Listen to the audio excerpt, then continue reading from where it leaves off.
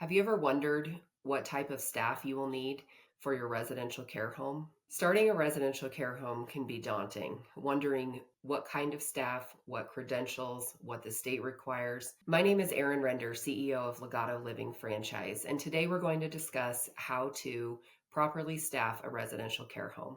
First, we're going to talk about the types of staff. Please note that each location, based on their state requirements, may have different rules and regulations pertaining to which type of staff need to be available to assist residents. As the franchise owner, you may be able to be the administrator or manager of the home.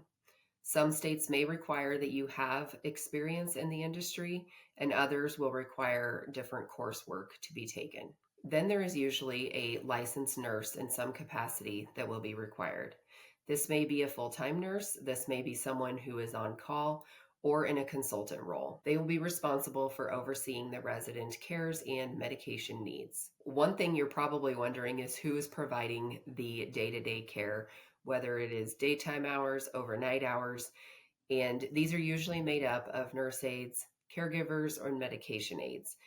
Again, keep in mind the terminology changes based on which state you're in, and that is what we will help you to decipher. One of the biggest differentiators between the smaller models versus the larger big box facilities is the ratio. Depending on the number of residents at your location based on your state regulations and the size of the home, you will have a 1 to 4 or 5 staff to resident ratio. This allows for individuals to really get to know the residents on a much deeper level, and it allows the residents to be able to find comfort knowing that they know who's caring for them day in and day out. Finally, each of the homes will have outside contractors that act as an extension to our care team.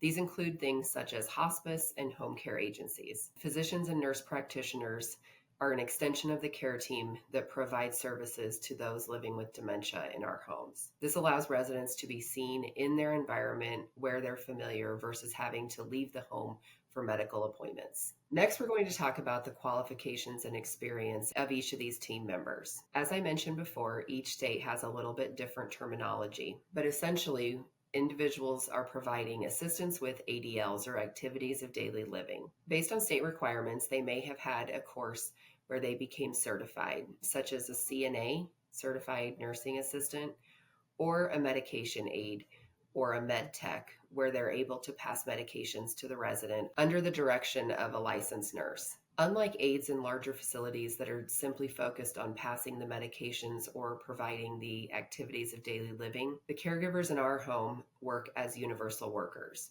So not only are they providing the cares, passing medications if they're certified to do so, but they are also assisting with meal prep, activities, cleaning, and all the things that it takes to run a large home. Next, we're going to talk about some of the differences between residential home caregivers versus a traditional caregiver that may be working in a larger facility. As mentioned previously, the use of universal workers allows the caregivers to provide all of the duties. This allows for each of the caregivers to really get to know the residents. When you think of universal workers, think of running a large household. Not only are they providing the cares to the residents, but they are also cooking, cleaning, providing activities, and all of the things necessary to run a successful residential assisted living home. Caregivers still have daily duties that need to be done. However, the smaller model allows for more time with the residents, being able to sit by their side, hold their hand, or provide that extra attention on any given day. An example that I often share is when I first started as a CNA. When I was a CNA, I would often have a hallway full of residents. Call lights would be going off, and it was really difficult to ever give anyone the proper attention that they needed because I was running from one room to another, which is why I love the environment of being able to slow down and give people the time and attention that they need and deserve. To learn more about starting a Legato Living franchise in your community, please go to franchise.legatoliving.com.